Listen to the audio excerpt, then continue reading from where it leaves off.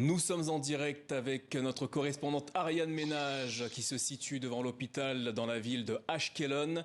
Ariane, quelle est la situation sur place? Eh bien, c'est un hôpital situé à environ une quinzaine de kilomètres de la bande de Gaza. Et ici, depuis hier matin, des centaines de blessés ont été acheminés et continuent d'ailleurs à être acheminés. On voit régulièrement passer derrière nous des ambulances. Selon les responsables de l'hôpital, il y a ici 400 personnes soignées, dont 90 qui se trouvent dans un état extrêmement critique. On voit aussi surtout de nombreuses familles qui continuent à chercher leurs proches disparus, de nombreuses personnes qui viennent montrer des photos de leurs proches aux journalistes en espérant obtenir de leurs nouvelles.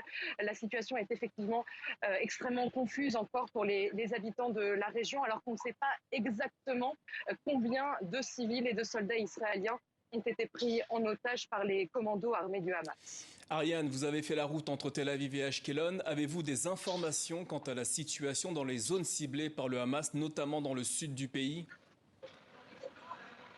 Oui, aujourd'hui, les combats étaient encore en cours, 24 heures après le début de cette nouvelle guerre. Sur la route, on a pu voir de très nombreux checkpoints, barrages routiers installés par l'armée et la police israélienne qui recherchent toujours certains de ces commandos palestiniens armés infiltrés en territoire israélien.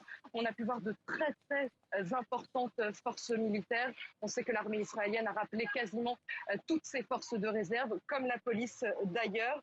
Et toute la zone frontalière avec la bande de Gaza a été désormais déclarée zone militaire fermée. Il est très difficile d'y accéder. Et l'armée israélienne a promis d'évacuer tous les habitants des villages qui entourent la frontière d'ici demain, la mi-journée.